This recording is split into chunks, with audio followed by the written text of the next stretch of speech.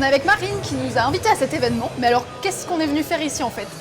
Alors qu'est-ce que vous êtes venu faire? Just Dance, à l'occasion de la sortie de son dernier jeu Just Dance 2015, a décidé d'ouvrir les coulisses de la création du jeu vidéo. Donc on est ici dans un studio de danse, en présence de l'équipe de créateurs, de danseurs professionnels, de pas mal de fans. Et puis l'idée c'est de vous faire découvrir un petit peu comment est-ce qu'on développe un jeu comme ça, et quel message, quelle valeur on veut faire porter à la marque Just Dance, inviter les gens à s'éclater, à oublier un petit peu leur stress pour se lâcher et danser à travers un jeu. En fait les danseurs se produisent avec ce fond vert derrière eux et à travers cette technologie on les intègre sur les maps. Donc en fait la map c'est la chanson avec la chorégraphie, l'environnement qu'il y a autour, et c'est ce que vous retrouvez dans Just Dance. Just Dance, c'est un jeu de danse qui est initialement sur console. C'est très simple le concept.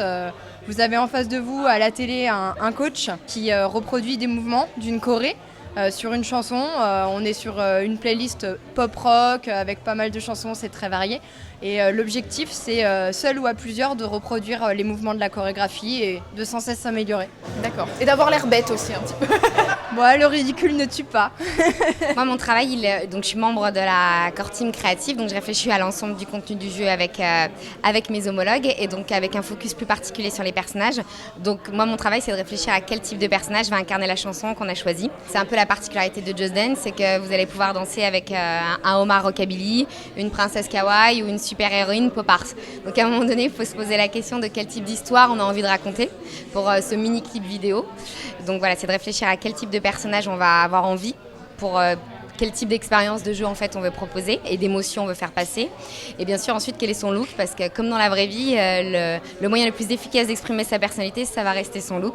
Donc en un coup d'œil, le joueur il faut qu'il sache à quel type de personne il a affaire en fait. Quel est le look le plus what the fuck entre guillemets qu'il y a dans ce jeu-là? Et j'aime pas mal le quatuor Foy Barfort où il y a une grosse tête de licorne rose. C'était un peu un challenge personnel, il fallait que je place une licorne depuis 2 ans.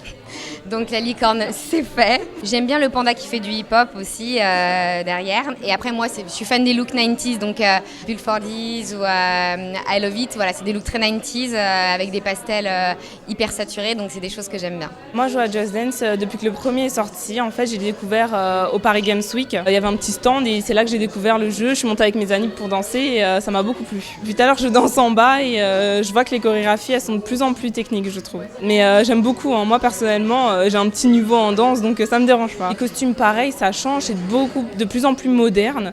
Et pareil, au niveau des chorégraphies, comme je viens de le dire, ça commence à être de plus en plus compliqué. Mais à force d'y jouer, les chorégraphies s'apprennent quand même simplement, donc ça va. Comment ça se passe en fait le processus pour créer en fait tout ce qui est chorégraphie dans le jeu?